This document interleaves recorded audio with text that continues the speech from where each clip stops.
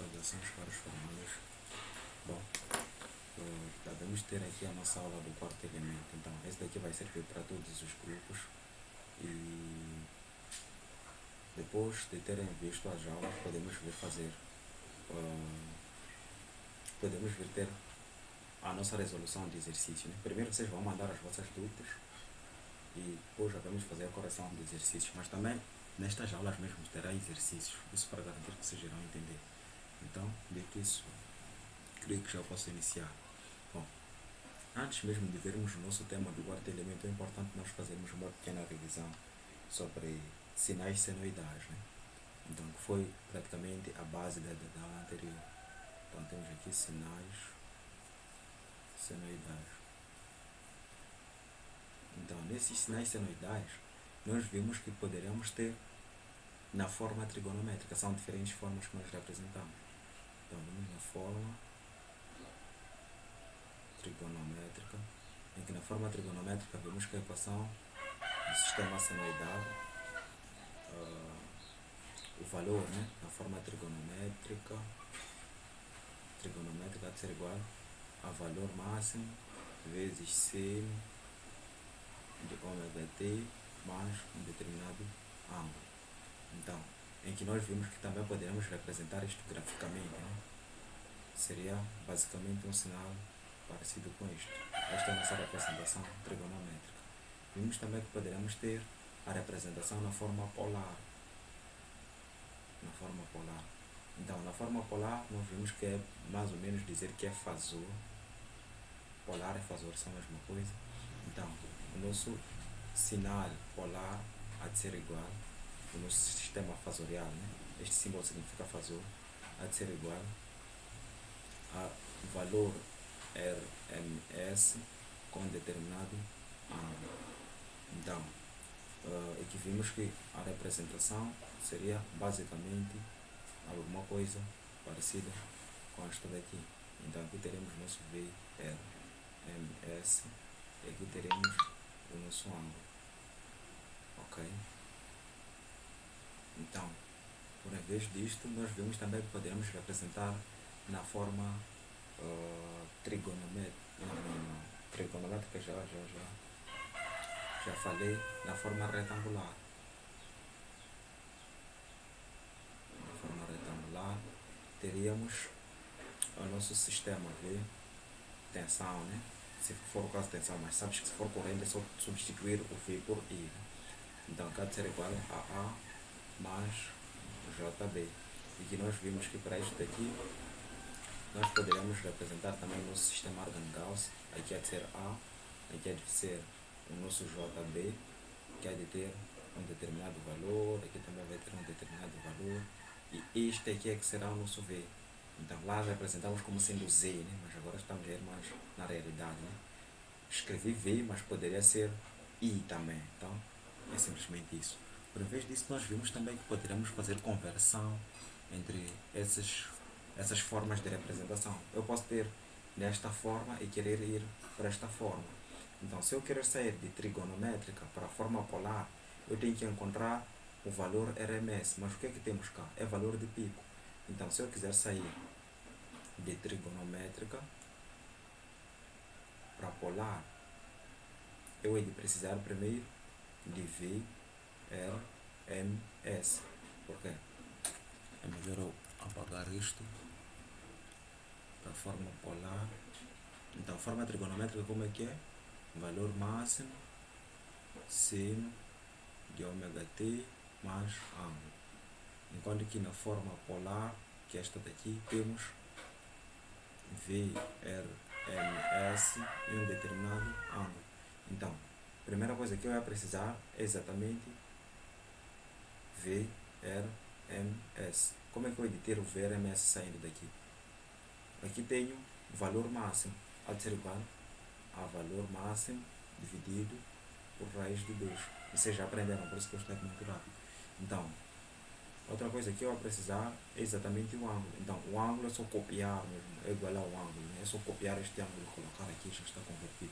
Este aqui saiu feio, mas é ângulo. Ok. Então, já saí de trigonométrica para polar. Se eu querer sair de trigonométrica para retangular,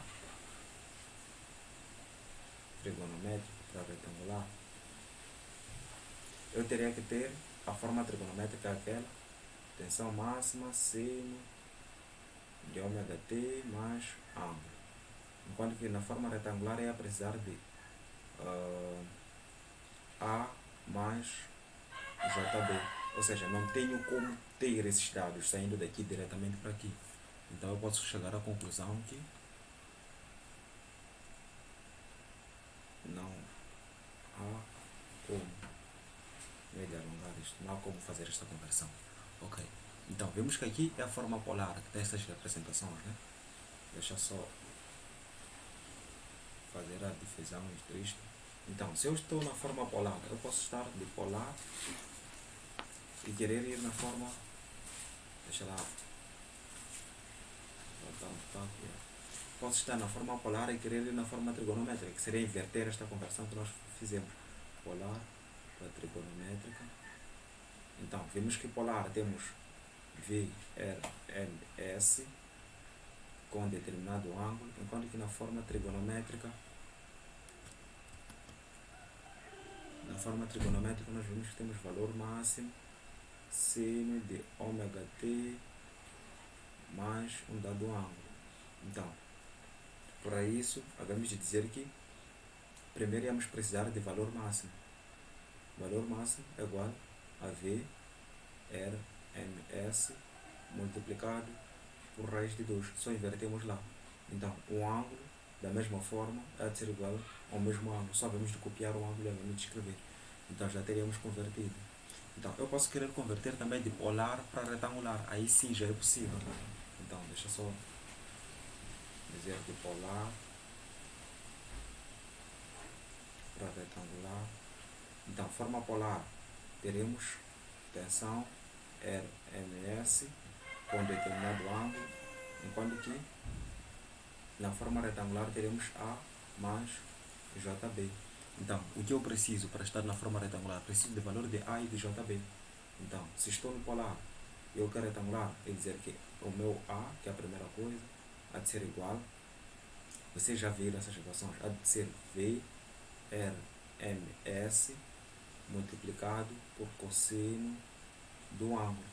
Então, se eu querer o meu B, há de ser igual a VRMS multiplicado por seno do ângulo. Então eu já teria o meu valor na forma polar. Então se eu quiser este valor, se eu estiver na forma retangular e querer a forma trigonométrica, já chegamos à conclusão que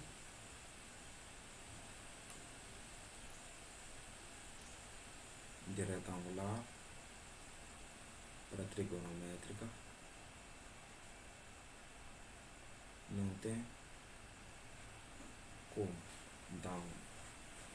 Então, mas nós podemos fazer de retangular para polar.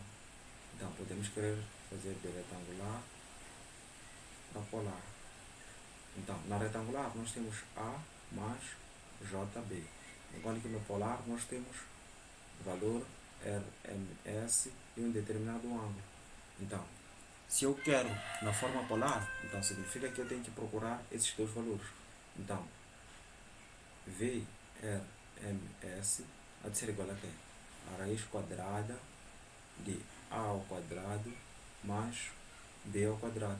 Então, ele ter o valor de VRMS. Então, para o ângulo, φ há de ser igual a arco tangente de B sobre A.